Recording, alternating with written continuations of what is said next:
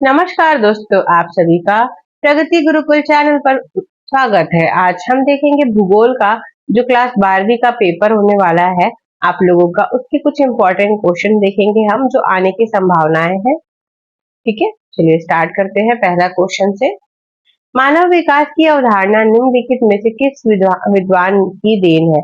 Professor Amartya Sen, doctor महबूब ul Haq, Elon सी सैम्प्यूल और या फिर रेटसेल। अगला क्वेश्चन देखते हैं।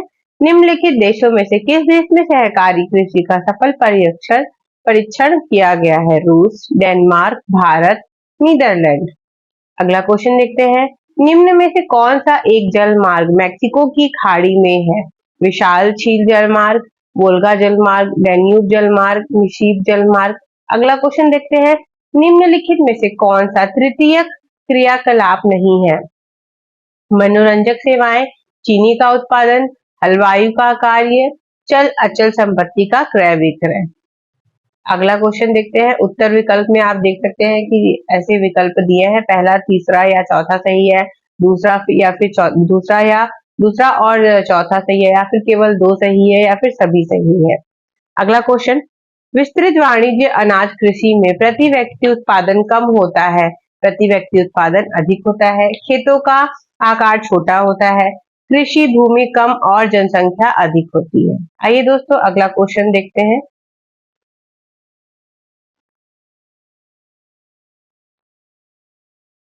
छठवां क्वेश्चन है।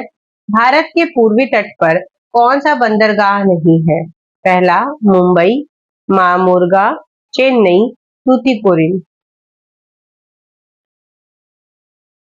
अगला देखते हैं, इसमें उत्तर में कौन कौन सा नहीं होगा, तो क्या क्या एक और दो नहीं है, दो और तीन नहीं है, दो और चार नहीं है, तीन और चार नहीं है। तो दोनों दोस्तों, चेन्नई और तूतीकोरिन जो है वो साउथ में आता है। ठीक है, तो ये दोनों तो नहीं होगा, ये तो ऐसे ही मुझे भी पता है, तो मैंने आपको बता दिया।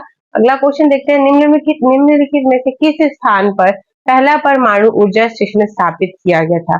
कलपक्कम, नरोरा, राणा प्रताप सागर, तारापुर। शायद से तारापुर है, आप चेक कर लीजिएगा। नीचे कथन और कारण दिए गए हैं, सही विकल्प चुन कर लिखिए। कथन। धान, गेहूं, आम और दलहन की फसलों के लिए जलोढ़ मिट्टी उपयोग की जाती है। जलोढ़ मिट्टी अधिक नमी के लिए प्रसिद्ध है। कथन सही है, गलत है? कथन सही है, कारण सही है। कथन एवं कारण दोनों सही है, एवं कारण कथन की उचित व्याख्या करता है। कथन एवं कारण दोनों सही है, परंतु कारण कथन की उचित व्याख्या नहीं करता है। अगला क्वेश्चन देखते हैं।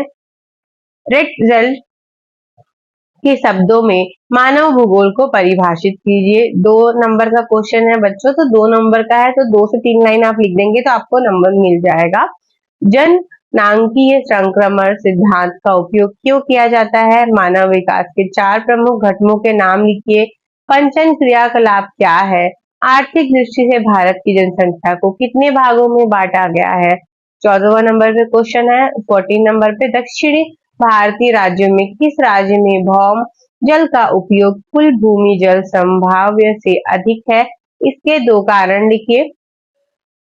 15 नंबर पे क्वेश्चन है।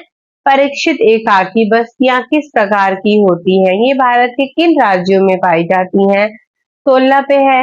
धात्विक खनिज एवं अधात्विक खनिज में कोई 2 अंतर लिखिए। फिर अगला क्वेश्चन है लघु उत्तरीय क्वेश्चन, जो 4-4 नंबर के हैं बच्चों। विश्व की 90% जनसंख्या केवल 10% छत क्षेत्र में निवास करती है। कारण लिखिए, क्योंकि बाकी जगह तो पानी है ना, आपको पता होगा। ऋणात्मक भुगतान संतुलन का होना किसी देश के लिए क्यों हानिकारक होता है? बाजारीय सब्जी कृषि नगरीय क्षेत्रों के समीप क्यों की जाती है? वर्णीय जल की उपलब्धता को सुधारने हेतु 4 विधियों को लिखिए। ऊर्जा को अपारंपरिक स्रोत कौन से हैं? किन्हीं 2 के विषयों में लिखिए। सतत पोषणीय विकास की संकल्पना को परिभाषित कीजिए। आगे का क्वेश्चन देखते हैं बच्चों।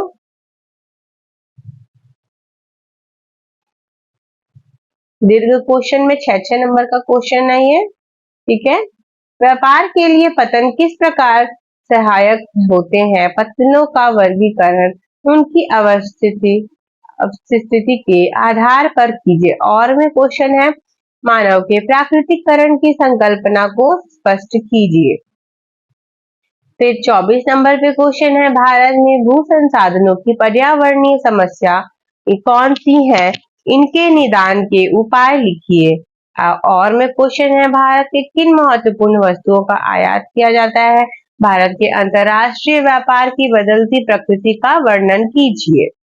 25 में क्वेश्चन है, 3-3 नंबर का क्वेश्चन है बच्चों, नीचे दिए गए भारत के रेखा मानचित्र के में निम्नलिखित को उपयुक्त चिन्हों पर दर्शाइए और उनके नाम लिखिए। मानचित्र पे दर्शाना है आपको बच्चों इसका नाम।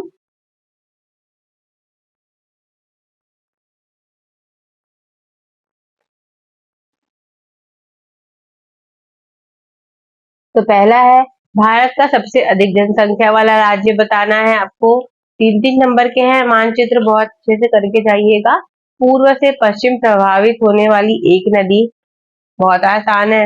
मध्य प्रदेश का एक महत्वपूर्ण तांबा क्षेत्र, गुजरात का सबसे बड़ा महानगर, उत्तर प्रदेश का प्रमुख परमाणु शक्ति केंद्र।